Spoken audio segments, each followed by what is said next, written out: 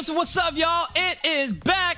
LCS Challengers League for the summer split has finally arrived. We've been waiting. Off-season, MSI happened, all this stuff happened, but you know what? We're back to talk about players coming up from the developmental scene here in North America, and I got two of the most handsome and most dashing and most intelligent men on the planet.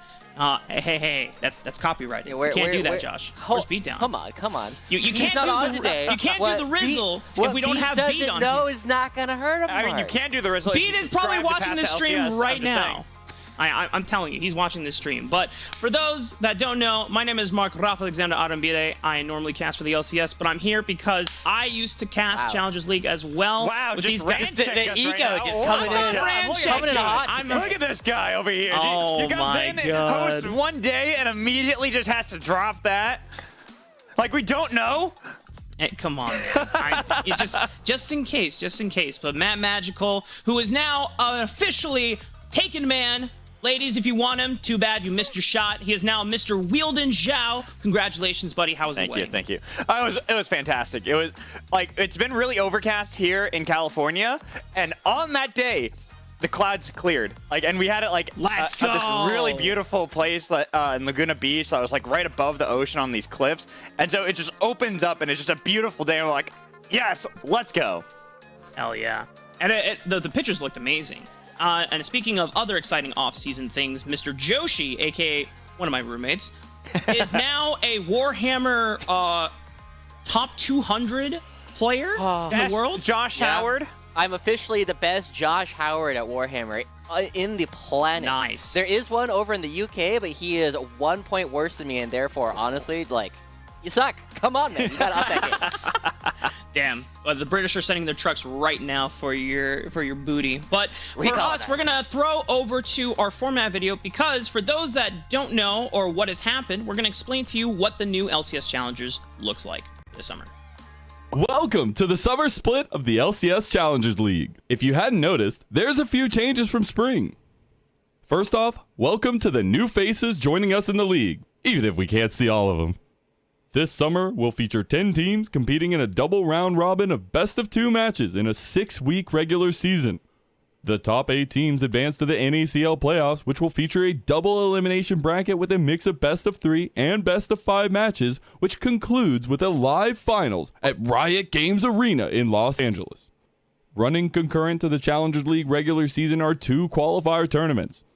After playoffs, the bottom 2 teams from the Challengers League will compete against the top 4 teams from the qualifiers in a promotion tournament, battling it out in a double elimination bracket for a chance to qualify for the NACL in 2024. All LCS Challengers League games and coverage will be available on twitch.tv/LCS_challengers and twitch.tv/path-to-LCS. Catch the regular season games every Saturday, Sunday, and Monday starting at 4 p.m. Eastern and 1 p.m. Pacific, where your subs and Twitch Primes will directly support the teams and players. Another split of Challengers League begins, and we can't wait to see you there.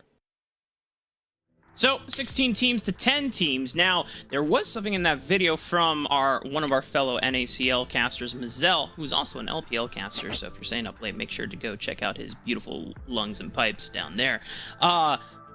We get ad revenue for the players if you sub to the stream? Hold up.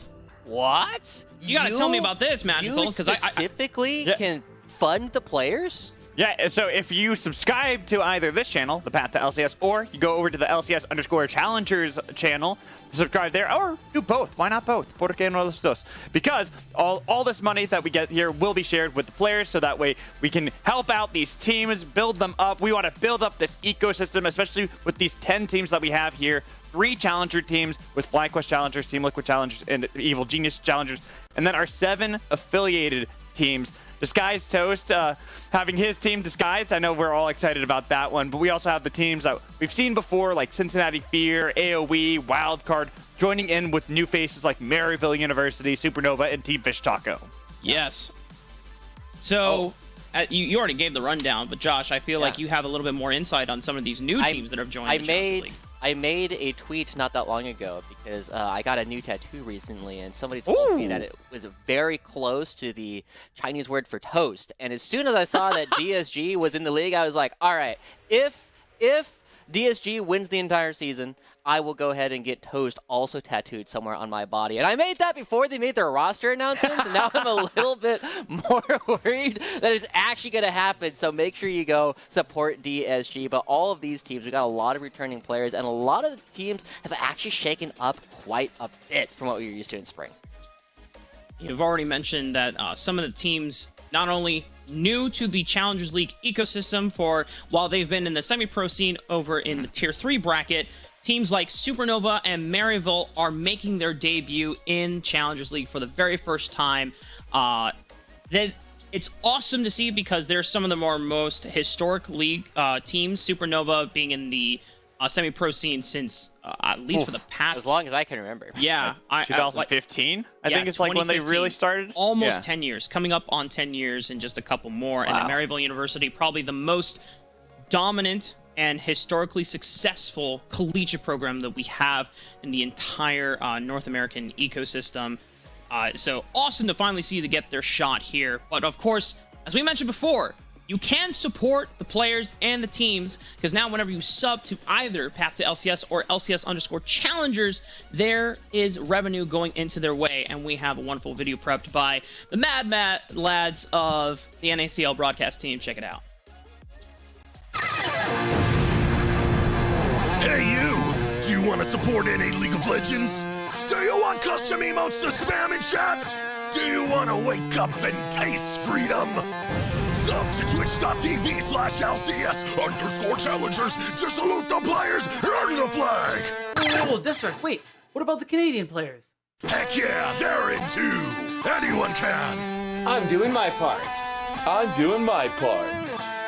I'm doing my part, and you can too!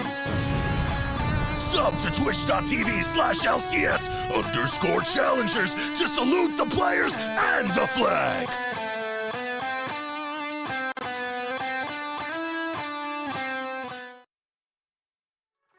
Now, more than anything that I'm excited about is when you currently subscribe to LCS_Challengers, you get emotes. And these Also are custom this one. emotes. Hey, this one too. This one too. They're different emotes. They're different. Oh, they're it's different a whole, emotes. Yeah, it's a Oh, whole okay.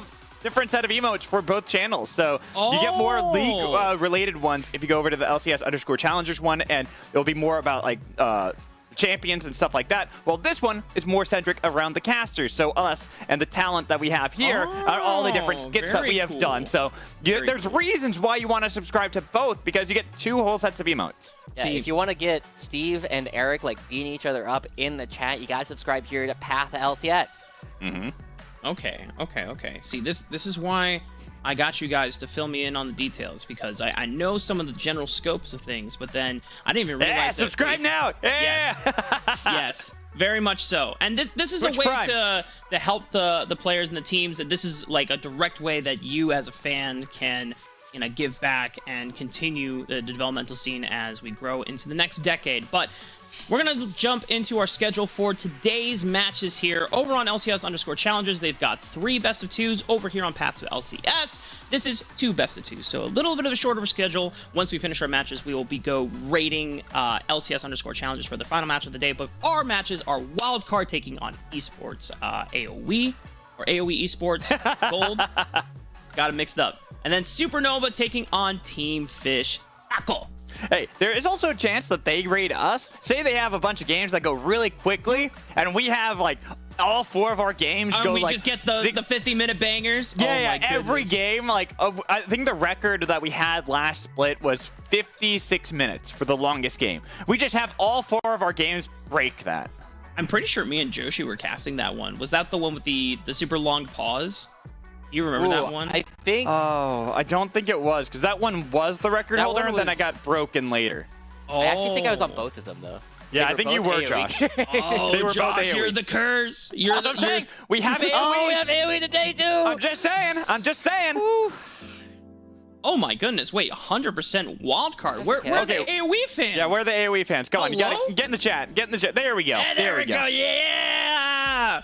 AOE fandom rise up. But of course, wildcard fandom is very strong as always. I think wildcard especially with the roster they had in spring, just brought so much hype and the way they delivered compositions. And why don't we dive into the wildcard lineup right now? Because there are a couple changes going into summer. One of the big things is that Moose Hater has taken a couple trips internationally, I believe visiting Europe and Japan, so he did not have time to be able to play with wildcard. But Zamudo, who those who may remember, who have played with this roster or some of the players in the past before, is back from Korea. He was in his hyperbolic time changer training up, and now he's going to see what he can bring to the NA Tier 2 semi-pro scene. But for the most of the players, Keel, Saligo, Lens, Duo King, all still returning players. For what it's worth, Isles is technically the starting support, but Isles is currently, I think it's just visa issues being sorted at the moment. Yeah, that's all getting sorted. Yeah, But for now, we got Duo King.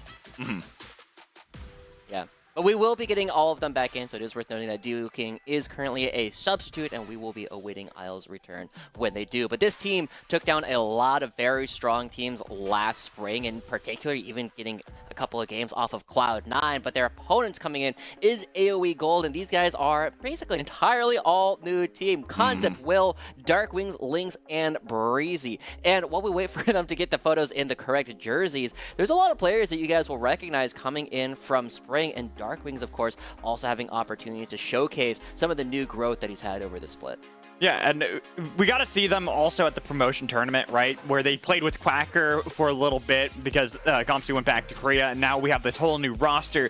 And so we're not exactly sure what the identity of this team will be, because this is what happens when you have new elements to a team. But you still have exciting players like Breezy. Breezy is someone I have always been hyping up because I think this guy is a fantastic support. And having him with Lynx, where if you look just at the promotion tournament, Lynx was a god. He was the promotion tournament juggernaut because his Jinx was just untouchable. Even if you look at that best of 5 series they had against Maryville, that game 5 Jinx performance that he had, that literally won them that promotion game. Exciting players all around for AOE Gold. And as you already mentioned, Darkwings and Lynx being some of the returning members here for AOE Gold. Whereas we have to talk about Will, the summer kid, as you were talking about it in our pre-show talk, Magical. This guy seemingly always comes back in the summer of a Challengers League split, making his debut in Dignitas Academy back in 2021, returning to 100 Thieves Academy in 2022 summer, and now he is back for the summer split of 2023, this time for Esports AOE. All right, this guy also has like you said, he has a great journey because we see consistently that he comes back for summer due to schooling. He'll always go back for spring, focuses on high school. Then everyone's like, this guy is such a hyped up jungler that we have to focus on him. And so getting him back into the league, I'm really curious to see how he's going to perform because he has done a fantastic job back with that Dignitas Academy roster where they made the miracle run in Proving Grounds. Even look last year in summer, where with 100 Thieves Challengers, that they looked like a really strong Academy at that time, but they looked really strong as a team on how they're able to go around that because he was filling the shoes of Kenvi, who's always been someone that we've heavily praised. And so he had a big task to ask of him in order to fill that role. But this is someone who loves to play around like his early aggression. His Lee Sin is something that we always have praised before. And then his Wukong in summer was, I think, 11-1 last year. Literally had to get permanently banned in the Proving Grounds to make sure that he could not touch that champion. Pretty damn good with the bonk stick on that Wukong. Will is going to have a lot to prove as he is going to be taking on Keel, who was one of the junglers that we considered kind of a standout for this wildcard roster back when they made such a huge run during the regular season of last spring here, Josh.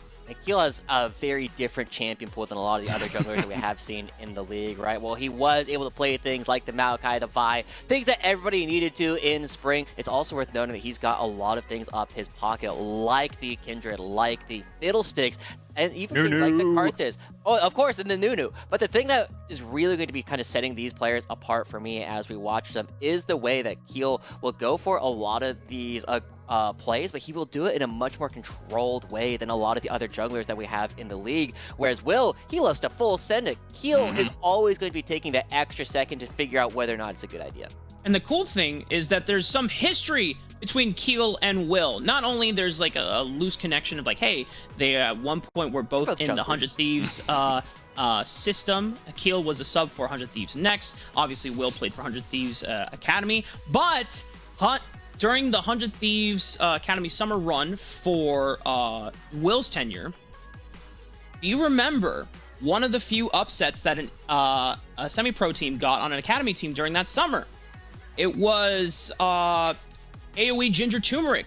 Keel playing against Will's roster of 100 Thieves Academy 2-1, and one of those big dynamics that we talked about was, hey, Will wants to play hyper skirmishing junglers that want to pressure lanes early and get in your face. Keel was proactively outfarming this guy on things like Karthus, the Rumble, the Fiddlesticks, and that was the battle of like, okay, it's a tempo game. Can Will explode on the map and get things rolling snowball-wise before Keel comes online in that mid game? And that was something maybe with the landscape the meta has turn out today, yeah, it's different, but there's some champs that still kind of remain playable to this day. But we're going to see how that plays on the Rift, because I hear that champ select is ready to go. So, Magical Josh, see you on the other side of the Rift. All right, Mark, we'll see you there. Mark. We'll see you on the other side. Let's get into this game. Josh, I know you had a point, so I'm going to let you talk about this before we get into where most of those AOE GT players went? What would it be? Wildcard? Would be Wildcard, right? I remember them talking early on in spring about how everyone was like, I don't know why people were doubting us. We did, like, I think it was top 4 in the previous proving rounds. It was 5-6. They got 5-6. Yeah, technicalities. If they got top 4, they would have gone to LA. They were that close. But they had a fantastic run over in spring, and now they're going to be going around after having the opportunity to play up against this team once again. And AOE, they kind of got things cut out for them, right? Starting off on the red side, the patches, I know we were talking about this earlier, Alex. The game feels very similar in a lot of ways to how it did in spring, with a couple of key changes. One, Nico is in the meta all of a sudden, right? Now that we are playing on 13-10. And two, there's a new champion on the Rift, Melio, who is almost a permanent ban here on the red side. Yeah, and right now, still open. That Blitzcrank ban towards Duo King is best performing champion in spring. I think he was 7-0 on the champion in the regular season. Same with Senna as the fallback. Melio, wide open. I feel like AOE are trying to see whether or not Duo King can actually play that, saying, we know that you love playing the Blitzcrank and Senna. Do you play the Melio? The answer is yes. Yeah, this is them going for those jabs, right? Trying to see if it's like, oh, do you actually play this? Oh, okay, the guy's got hands. He still has the Melio right there in the back pocket. But as we come out, there's a couple ways to try and play against the Melio, right?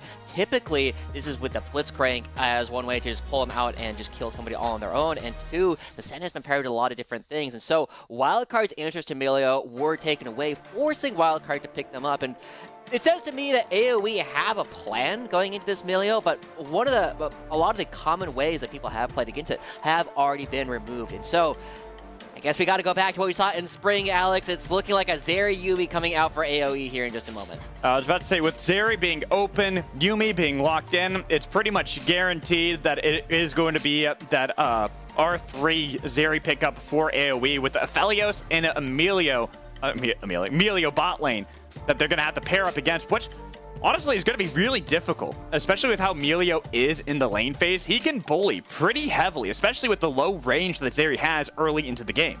Yeah, I also, before we go too far into the rest of this draft, I want to give a shout out to a couple of people.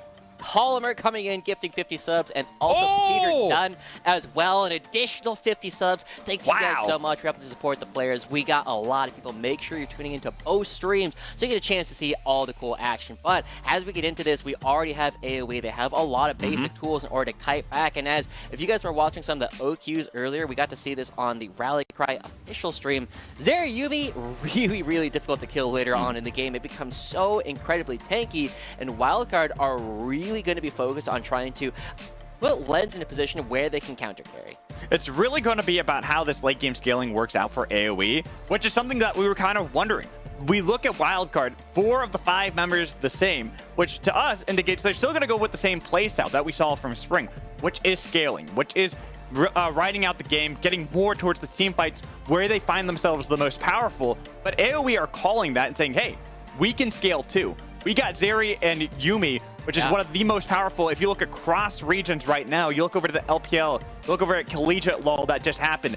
Zeri Yumi has been that standout performance. Yeah, it's been super strong, but it is one of these things that we are looking at, right? AOE has a little bit less clear of a win condition kind of in general, just because this is a team that has not played in the past. And based on the history that we've seen, we know that Breezy is a big playmaker. We know that Will has strong pathing early on in the game. And if Lynx can have strong early games, they are a terror in the later team fights. But the question kind of becomes, Darkwings and Concept aren't necessarily known for being these huge damage threats later on. A Wildcard, they can build up a stronger frontline 4 lanes to play around. I think it'll really help them out. And here we go. We do have power coming in from Will Darkwings with the combination of a Vi and Ahri. Something that we saw a lot of in spring. A really good combo, especially when you pair that up. But these are two players that are going to have to get used to each other. Obviously, they've been scrimming, practicing with one another. This is their first stage performance together as a team. Having Will taking off the spring split for school, coming into this one, now going up against Keel, which I would imagine is going to be on that Amumu. Yeah, that's almost definitely going over to Keel at this point, right? He's known for playing a lot of these AP champions in the jungle. In particular, we've seen a lot of Fiddlesticks coming out from this guy historically, but you're looking at a team composition coming out from AOE that has a lot of movement and a lot of mobility, and if you just lock that down, one of the big things that... What? Oh, no, it's Zamudo's Aphelios topic in game 1! Oh, it is! Oh, no! Oh, I didn't even think about that! So, okay, so people who don't know, Zamudo is very well known for playing marksman top lane. This is something that he busts out a lot. His Draven was something that we actually saw before, back when he was playing competitively last year before his Korean boot camp. And so here, Aphelios could be what they take. Well, we'll have to see. We'll have to see if it's going to be the Aphelios top lane or if we get some further shenanigans. Because right now, they're holding on to Zamudo as Karthus top lane. And Concept, we didn't even get to talk about this because we were so focused on that. Concept is on one of his comfort champions in Garen, which is something that Wildcard with Moose Hater used so effectively in spring. Yeah, there's no, you cannot play Karthus top lane, right? I guess I say that. Most people say that. You say that, but 20? Let's see. Okay. I don't see a swap. All right, now, okay, this is going to be a really rough lane coming out for Zamudo if this is actually what they are going to be playing, right? Because what is the one bit of crowd control that Zamudo has? It's the wall. And it's only a slow. And you know what Garen has on his Q? He breaks slows. Suddenly, he's going to be running at you really, really quickly. And so we do not see Zamudo coming out on the Aphelios, but it is going to be that Karthus top. This is something that Wildcard have experimented with, not in the top lane, but in the jungle in particular, right? Heal on the Karthus gives them this crazy late game scaling opportunity, but the game has suddenly become about protecting top lane. There's a lot of dive opportunities with Concept, Will, and Darkwings, especially around the level 6 mark. And if Zamudo gets put behind at that crucial part of the game, he's not going to be able to side lane. He's not going to be able to really interact in a lot of these team fights without gold. And so, AOE, I feel like they're set up for success if they can find a different win condition than the one that we were expecting. But we have to have learned our lesson from spring when it comes to Wildcard. Maybe it's not Moose Hater in the top lane, but you just put in Zamudo, and they still have these crazy drafts that nobody expects. And we'll have to see whether or not AOE can overcome such a unique pick here in the first game of our summer split. Yeah. One other thing I kind of want to talk about, right? You know, we're on the Karthus discussion, and Moose Hater in chat says that Garen is good in Karthus if you get fed, but if not, it's tough. And so we'll see how well they can play around that. But the other thing I kind of want to point out is typically when you see Karthus, you usually want it to be a solo AP threat, a solo magic damage threat. And they also have a Gragas, they also have an Amumu. These characters will be doing a fair amount of magic damage. And so there is incentive on AoE to already build some magic resistance. We'll see how important that will be for the game plan coming through. But Josh, you know what I love about having a Amumu that people always forget is that he has MR Shred. True damage, baby. Yeah, he's got ways to make it so that they start doing a lot more damage, and it spreads out to the rest of the team as long as he can get that curse off. Yeah, it's an interesting idea coming through for Wildcard, right? They have been known for a lot of interesting drafts in the past. They've oftentimes held a lot of these cool flexes over the course of different games, and now there's going to be another one. It looks as though they are not missing a beat. But one of the things that we do have to pay attention to, we've talked so much about the Karthus at this point, Alex, that we gotta look again at what the junglers are doing. Yes. Both of them moving from the top side towards the bottom side with their clears, and it doesn't look like they're going to be trying to test Zamudo early because of how much vision Wildcard be able to put down. Exactly. Soligo was able to put a ward down. We watched Zamudo, since we were focusing on that Karthus, put the ward down too, just to make sure that he knew he was going to push in this wave and he'd stay as safe as possible because it is Karthus. And like you said, Moose Hater kind of called out in chat saying, hey, you know, Karthus struggles into Garen if Garen gets fed, but we see what happens when that's not the case. When you get the shove first, it's really difficult for Garen to do much early on. Very true. Garen is also a reasonably scaling champion, and so one of the things that Concept can use is the fact that they are a manaless champion and are burning through a lot of Zamudo's mana early on in the game. But, I mean, Lost Chapter only costs 1,100 now, so we'll see when Zamudo can actually go back and deal with that. Again, looking at the two junglers, though, Will and Keel are completing their clears and are both here on the bottom side of the map. But I don't think there's going to be a fight. No, not at all. Because as we were talking about the top side, where the AOE had Will spotted out by Wildcard, AOE had set up their own vision on the bottom half of the map. So they knew where Keel was the whole time. That's even why we don't see Will trying to contest around that Scuttlecrab bot lane. Having priority for Wildcard would be really risky, and I like this from Will, this younger player that we talked about. He's the full send kind of jungler who usually plays really aggressively. Right there, showing some temperance, saying, hey, it might be a Mumu, and I might be Vi, but I'm not going to be able to win a 1v3. True, you can't beat up Lens and Duking at the same time, and now Darkwing's also trying to make sure that Will has something to return to on the top side of the map, and has been doing a good job holding Soligo back in the mid lane, right? Just creating enough pressure that Will should be able to pick up at least one of these Scuttle Crabs. But Yes, this one. yeah, he'll be doing A-okay, and Keel is going to get spotted out, and ooh, that bandage shot just barely misses. It's going to be the belly flop onto Darkwing's. Getting a lot of damage. The flash, the bandage shot does not connect. Am I a little DC from you? I don't think so. No. Okay, because I don't know why. I felt like you might have been ahead from me. Oh, no, I saw bandage shots going over towards Will. Oh, okay. Yeah. Because I just realized, I'm like, wait, you called out the bandage shot. So I'm like, yeah, that one went wide. Will was nowhere near. Yeah, I mean, he threw it out as soon as the Scuttle Crab was dying and tried to catch on to Will, expecting to go for that fight. But, ooh, Zamudo going fair for forward concept. Concept? No way. No way. He makes it out. Okay. Ooh. Yeah, I guess with no items completed, not being willing to take on a full mana Karthus instead, is going to be using the Ghost to get back to lane. I've been talking about that. Look at that. That's a lot of zoom coming through, and that's something that Zamudo will not know about. So you do have to play as though it is still up. There's a lot of cool things going on. I feel like you can guess, though, because he's getting back to lane really fast. Like, look at that. Yeah, but would you? I'll be honest, if my opponent just got back to lane, I'd be like, oh, I guess he's just faster than I thought. Now that he's already built this up, I guess he does have the Q. Oh, yeah, I mean, good point. Yeah. But as we talk about that, let's again take a look on the bottom lane. It is worth noting that Lens and Duking are down a little bit in farm over versus Lynx and Yeah, Reese. by 2. By 2, but it's a Zeri lane. True, and it's a Zeri lane where, as Lens Duking, you have been getting the perma shove the whole time. No, that would have been wild because Lynx still has Cleanse, Flash available. They have Exhaust and Heal for Breezy. Well, yeah, you might be able to get a Summoner spell. I would have been really surprised if they actually got anything more. I love Summoner spells, though. Just taking those is very, very cool. You can't not, Josh. What? I can't not? No. I'll have you know I was in the Cub Scouts. That's a lie. I was not in Cub Scouts. I was about to say, got it. You know what, Josh? It's been a hot minute since you and I got to hang out because, getting married and stuff. Yeah. I haven't been able to hang out with you in the off season, but I missed you.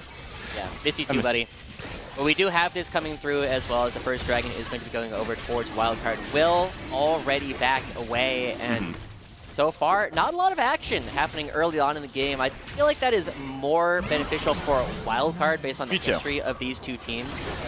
But again, we said that the wake up for AOE was really going to come around the level 6, when Will gets that ultimate, when Darkwings gets that ultimate, and suddenly Zamudo is going to be feeling a lot of pressure. And so there's a couple ways to mitigate that. One, you just do well with Darkwings. Darkwings, who nice Spirit Rush away, barely gets out of the belly flop there. Probably would have been a This kill. is the second way. Huh?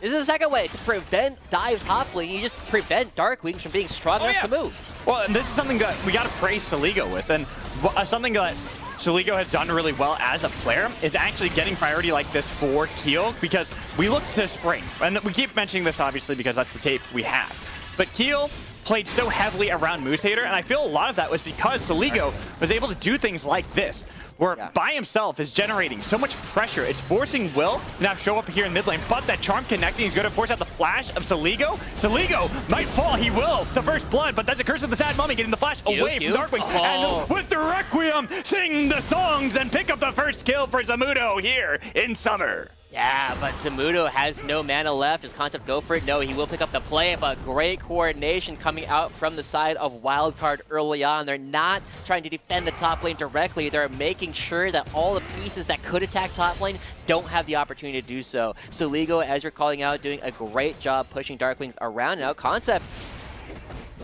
does he realize that Keel is here? I think he realizes Keel. He saw Keel. He's going to spot him out. But the big thing is he just used the Scryer's Bloom and saw that Melio is here. Duo King, having rotated around, no longer even wants to threaten a fight despite having Will and Darkwings nearby. Yeah, that's a second neutral objective going over to Wildcard as well. The scaling is fully online. We'll take another look at this. Right, Darkwing is almost no mana left. Landing the charm gets Will to jump on in. That's that combo. Yeah, I mean, that's the combo. They are able to take down Soligo, but Will, barely getting out of the turret range, is going to keep himself alive. And even there, making sure, I love that. You get that last little bit, you get the amplified magic damage that comes through by applying that curse. There's no way Darkwing is getting out. Also, I would have loved to have seen, like, I'd have to go back in the tape myself just to see if Concept had Q available. Because if he did, he should have flash Q'd on top of Zamudo to deny the kill. Yeah. Because you could stop the channel because it's a silence. Yeah. That's going to be Ghost Pop. Zamudo, he's going to die easily. Concept, though, has to flash away with no Requiem to sing. Won't be a trade back and forth. It will just be Concept getting a nice solo kill. Yeah, and that's kind of what we were looking for. I was expecting to need a little bit more help, but Concept just doing it in the 1v1, blowing both summoners to pick up that lead. Now, the question for Moosehater, I know he's in the chat, is that enough of a lead? I'll be honest, I have not seen this matchup all that often. I mean, I think so. If you're getting that kind of solo kill against a Karthus by yourself, he was talking about needing to be fed for this matchup to work out well. I think you're in a great spot if you're Concept. You just wait until Ghost is back up, rinse and repeat. Yeah. Remember, Zamudo only has a slow to try and take you down, prevent you from getting on in. Wildcard, they do have Keel spotted, and Lynx and Breezy not going to get caught out at all. Now, as the #1 Breezy fan in the world, here, Alex, I love Breezy. even more than his parents. How do you feel about Breezy on the Yuumi? Well, I think the AFK warning that we just had might prove a lot. But no, serious. It's you don't get the most expression right now because it is a Zeri Yuumi lane too. So you're really just wanting to play super passively. We're not really going to see anything from Breezy, I think, until we get more towards these fights. But we will see a lot from Concept. Because Concept, look at that trade against Zamudo. He got so much damage with the spin to win, but he's got to dodge a lot of these Skittles. Don't taste the rainbow, my friend. It is not good for your health. Because Keel's here, too, and he's got the rainbow colors he's sporting as well with the wall put down. There's a smite. Gets the kill over to Zamudo. Second one of the game. Wow, just going right on in. Zamudo standing and delivering, and now Wildcard, they have Keel up here. This is a lot of potential plates going over here. They have the Rift Herald and Will, the only person who's responding. That's the thing is, do you pop it if you are Keeled? Yep, looks like they are going to pop it. Here comes Darkwings, though. Darkwings nearby, and with Zamudo having so low mana, do you really want to go for this fight? Tron didn't connect. They weren't able to get the Wombo combo with the Curse of the Sad Mummy. That's going to be a TP coming in as well. They've got the damage, and they've taken down Will, so they get the kill for 1 with a lot of plates picked up 2. Darkwings, even if Zamudo is low and without mana, cannot fight 1v3. Yeah, that's rough. Darkwings needs to land those charms. That's probably a kill onto Zamudo if it actually lands. But as it is, that is going to be a kill onto Concept, a kill onto Will, and a bunch of plates going over to Zamudo. The scaling is in a full force already for a Wildcard. And yeah, we haven't been looking at this bottom lane all that much just because it has been that Zeri Yuumi lane. Nobody really finding the fights at all, but 2 neutral objectives already going over to Wildcard. They have this great scaling plan, and again, as we already said, so many of these players played together in in spring that it should be relatively easy for them to transition a lot of the big plays that they made previously right now. And speaking of big plays, Lynx sidesteps that bandage toss, looking for the dash over the wall, has flash, that's going to be wrecked when he flash over the wall. They have a final chapter put out, looking for Soligo, spin to Darkwings! Darkwings with the flank onto Lens, but Concept is low, taken out by Lens. He turns around, flashing over the wall. Lens, you're a mad lad! Nearly take down Darkwings, but he puts himself in danger. That Darkwings survives. The charm is there. Double kill, certified Zeri moment, triple kill, looking for the quadra kill. Just needs to take down Keel, who has nowhere to run. The lightning crash, looking for that spark, waiting it out, and there it is. It is a rampage for AOE's Lynx. We were just saying that this looked so good for Wildcard, and instantly Lynx on the Zeri is turning it around. Couple key things happened during that last fight. We'll go ahead and point them out when we get the replay, but a dragon going over to AOE as well. It's going to make Lynx so tanky. This is a scaling champion that was completely ignored. It's like, it hasn't scaled yet, doesn't even have a single item, but now it's going to have the time to do so. Certified Zeri moment. You just ignore Zeri for too long, and then she's like, hey, I can clean up all these kills. Yeah. We'll take another look at this one because it looked so good for Wildcard at the beginning, right? And then Darkwings comes around with a teleport, gets a lot of damage onto Lens right off the bat. But I mean, the ult doesn't go through. Lens is able to flash the wall, and at this point, there's so much focus from Wildcard on trying to deal with Darkwings that Lynx has just been free-firing this entire time, and the charm pulling Soligo out of the body slam as well keeps Darkwings alive, prevents all the triumphs from coming through, and Lynx still full HP. There's no way anybody's running away from this bottom lane. AOE are right back on in it. So you asked me about Breezy and how well he did? Well, he did a great job, and you know why? Press Q. He pressed Q, and he also pressed E to make sure that Lynx did not drop below 90% health that whole fight. Yeah, I mean, he was completely untouched. Now he's already got the Trinity Force. It gets more stacks for longer at this point, so it does even more damage for Lynx over the course of these long fights. But Wildcard, it's not as though they're out of it, right? Because Zamudo himself got a lot of money, 2-1-2, and also picked up that first break, and all the plates that go along with that is actually still very strong. And as we were looking at before, there's a lot of damage that Karthus is going to be doing that is basically uninteractable for AOE, right? There's not a lot of ways for them to deal with it. If Zamudo just throws out the ult at the beginning of the fight, you're relying on Breezy having enough mana to heal him up. Well, and this is something we saw when Keel was the one playing Karthus a lot last year, was you focus on Karthus, what matters is that he just gets the damage down. Now, Lynx, he is in a little bit of danger, taken low, but healed up the entire time by Breezy, so they can turn it around, bouncing around Lens, who does take down one in retribution, but what do they lose for it? They lose to maybe a third as Duo King tries to run away, but Will is here to hunt him down. And another great fight coming through for AOE as Kanta tries his luck with Zamudo again. I think he actually wins this one. He's scaling. There it is. Garen spin to win. Wow, it's just going back and forth up here in the top lane as they just trade kills over and over. But AOE coming out ahead in the bottom side of the map. And what are they giving up? Look at the fact that even though AOE is now double Wildcard's kills, they're not farming quite. They're not farming in such a way that allows them to be strong. So many plates have gone over towards Wildcard that it's still in a rough position. But as we take a look at this, I love the way that Lynx goes for what I love to call the jiggle, right? You just go back and forth. And you get to see that Lynx, after all these people go down, he tries to get the jiggle off with Lens. Unfortunately, he's wrong just by a little bit. If his damage goes through just a little bit faster, that auto attack doesn't come out, he gets to live that. He does, but still, he has 6 kills to his name. I don't think he's going to be too upset about that. He's 6-1. They have taken down the bot lane. No, they haven't taken quite down the bot lane turret, but they're going to get a lot of free time with that, which is extra gold that you can have for AoE. And we were wondering the win condition that AoE would have as this new team with only 2 of the remaining 5 members from Spring. Well, we saw a lot in the promotion tournament that it was all on Lynx and making sure they put all this gold into Lynx pockets, especially around the late game team fights. Yeah.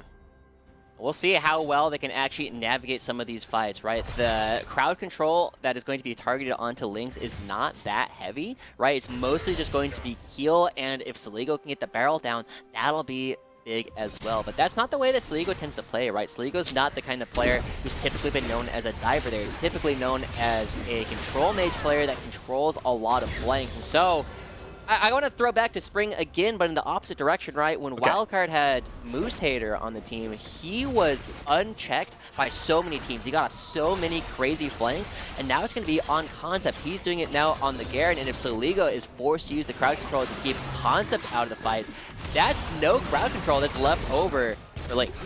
Well, maybe Sligo could just look for a solo kill on a Darkwings, because right now, he got a good trade onto Darkwings. With the Requiem too, is that enough damage to actually pick up the kill? Nearly the burn from Leandries! All right! Wow. 2 stacks in the Darksteel. That's more stacks. That's another kill. That's the second time that Zamudo has used that ultimate to kill Darkwings across the map this game alone. The way that Wildcard is already coming out to a strong lead, they also get the kill on Darkwings right before the Dragon is actually going to be spawning. They're crashing the Rift Herald in the mid lane. Wildcard erupting in this mid game. This is a big thing for Wildcard because, as you called out, despite being down in kills, they have not been down in gold at all. And they are up 1,000 gold to AOE at this moment. The next Dragon spawning, they're looking for a potential fight as Zamudo. Looks like he's caught out by Will, taking a lot of damage, flashing back, getting the heal too from Duo King. So he can survive. But all the time, the Dragon was focused down by Keel. Here's a TP from Darkwings. Spotting out Sligo, trying to re-engage. Will wants to get in, looking to see if they can get in the backline. They've got Keel with the Curse of the Sad Mummy, locking down a lot of members as they got a lot of damage on the Concept, but nobody dies just yet. Lynx. They've got the damage. Lynx, you got the Zeri moment, but can he survive with the charm? They get a flash out of Lens, and here's Will re-engaging, looking for Lens, but everybody's still surviving, dashing over the wall. Sligo barely alive too. Darkwings tries to take down Zamudo, but Zamudo realizes he has to put his life in danger in order to get that damage for free. Charm connects, double kill for Darkwings. Is it over? Lynx still looking for Sligo, not going to be able to fight it this time, but it's not Lynx that goes big in the fight. It is Darkwings coming through, and that's going to reward them with this bottom lane turret. Wildcard does grab the Dragon, and this game remains on a nice edge. Alex, both of these teams really pushing each other. I think a lot of people were looking at this game and kind of saying that it feels as though Wildcard very likely to be an advantage throughout most of this game, potentially throughout this series, but AOE fighting right on back, and look at that spot. It looks like we're watching LPL. It really does, and that whole fight, like on a knife's edge, is maybe even too broad to say how close that was, because it was microscopic, the advantages that either team were really able to leverage over one another. I think one of the big things, if we get a replay, is actually going to be the fact that Sligo's ult didn't do much, right? The number of blinking red health bars as Duo King gets caught. He has to flash over the... Oh, wait, flash? Yeah, flash. I'm thinking Breezy on Yuumi for a second. I'm like, wait, why do you have flash on Yuumi? I'm like, wait, wrong person. Yeah, because it's pause. Yeah.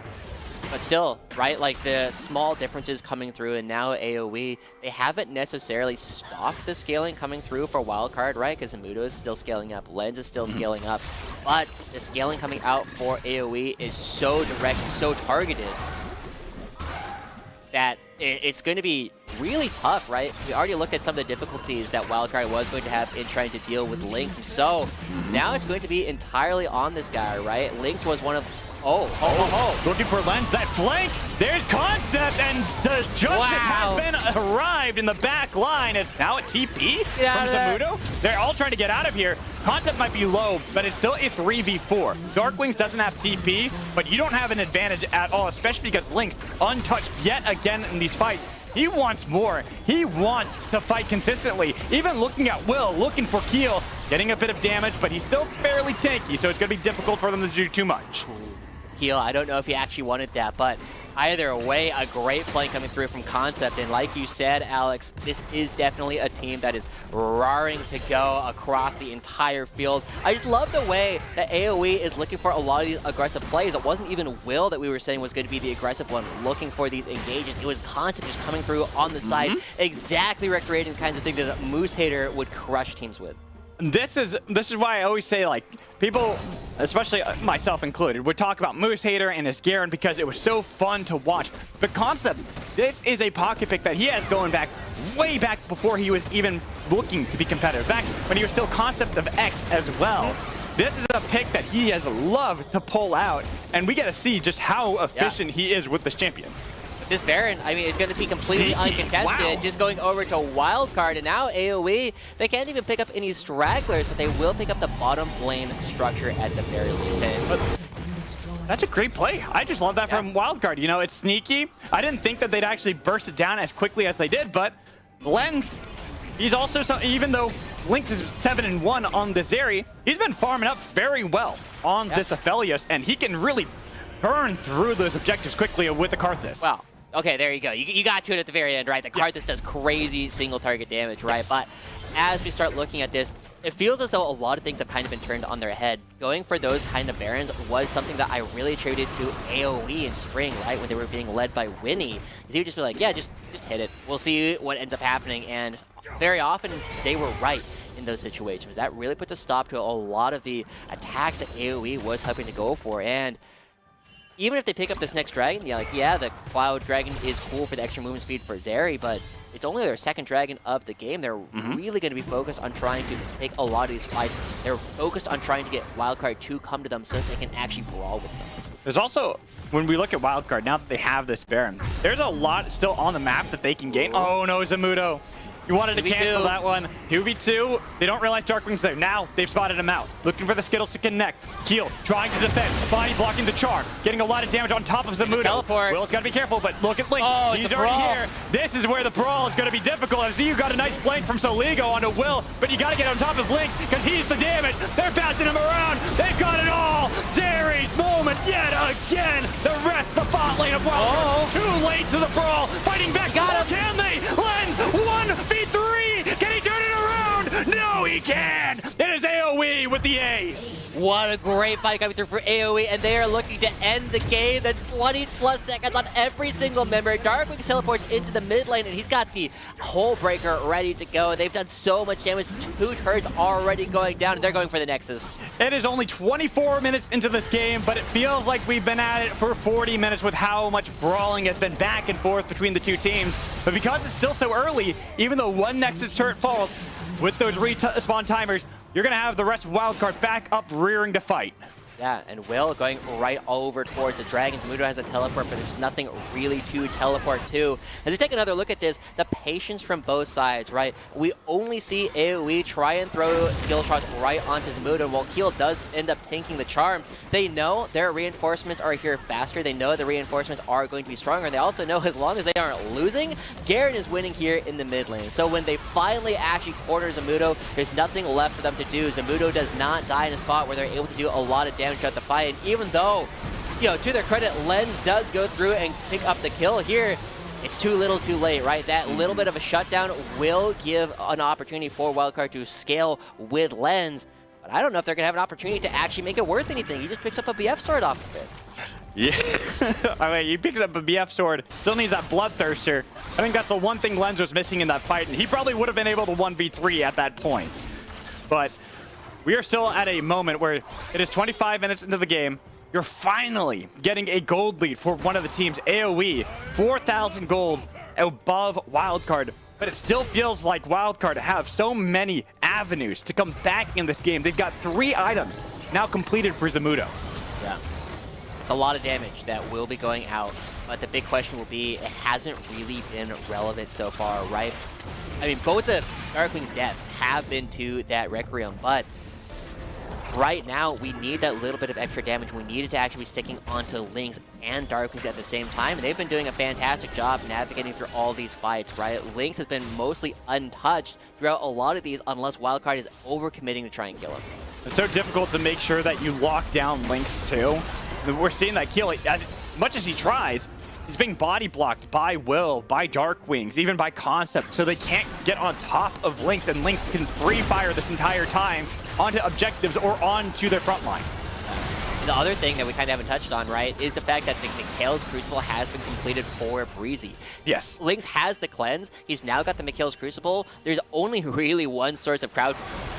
As Zamudo sidesteps the cleanse, barely. That would have easily been his death, and probably the turret on top of it for AOE had that connected, but AOE, they don't really need these skills. They just need to force people back so they can take down more structures and gain more gold. Yeah, they do end up picking that one up as Dark Wings goes very deep to try and find any extra kills, force people away from the structure itself, but as the turret goes down, we have a minute left until the next Baron, Alex, and this is probably where the game is going to make or break. This is likely to be Wildcard's last opportunity to go for a fight, because if they lose it, the game can end. If they win it, we're back in it, right? We're going to be in here for a long haul, right? It is me casting an AOE game at this point. There's still at least 23 minutes before we hit the 50-minute mark, you know? And this is where we gotta look back to our junglers, look back towards Keel, because it is gonna be on Keel, as Keel is the focus for Lynx. He has to use the bandage toss away, so now they get the flash out of Duo King, and they're continuing this hunt on Keel. Oh, the damage! And the damage! He's almost dead! He's out of there though! Lynx survives yet again! They cannot kill him! They cannot get him! He's back in the fight, looking for more, chasing down Lens the wrong way, but who cares? Because AOE have destroyed Wildcard in the fight. This combo is so good, Alex. The Yumi stays alive. It gets hit by everything that Wildcard had to throw at it, and it was still not enough. AOE looking to close this one out. It's only still legal left to defend. And with Lynx up 2, minions pouring into the base, this time they can end the game. Game 1 for AOE in a brawl to end all brawls to start off our season. And honestly, a super fascinating game as well, right? It felt as though the top one was going back and forth. Zamudo and Concept were just swinging at it, but the quadra kill down in the bottom lane that gave Lynx this massive advantage really kind of broke the camel's back, even though there were still a couple more fights back and forth. Just the fact that there was an opportunity for the Zeri to get that fed, get that accelerated towards this late game monster where it doesn't die to like 3 or 4 ults hitting it. Yeah, you could see too. Look at that, the gold swing back and forth for the first 20 minutes, and then the one fight. That one fight in bot lane where they get Zamudo corralled into the alcove. They're punishing Wildcard at every moment. AOE from there were able to accelerate so well into that game that, unfortunately for Wildcard, they just could not overcome despite having good scaling elements. It kind of goes to show, right? There's a lot of opportunity left for both of these teams to kind of showcase what they can do. And a lot of scrim environments, right? Giving over that quadra kill to Zeri is kind of caused to be like, all right, this one might be chalked, but we still have lots of opportunities for both teams to kind of showcase what they have learned across the spring and how well they've come together over this very tumultuous offseason. And honestly, if you took away the timer on that game, just showed someone the scoreboard, they would think that was like a 40-minute game. Because that game from like moment 12 was just nonstop fighting for the next almost 20 minutes into the game. It was a fun one to start off our summer split. Then, you know, leave it up to Wildcard to constantly want to brawl, constantly want to battle. But this new look from AOE and how they're able to rely on Lynx here, it really does feel like even though they have 3 new members on the team, that they still have that same identity we saw from the summer promotion tournament. Yeah. And with that, I mean, I think we're ready to go to a break here, Alex. What do you think? Perfect. Yeah, I was just waiting. I kind of had it on the other side. I was waiting for them to update the scoreboard. Now we can toss it to break. We'll see you on the other side with Mark for our halftime show.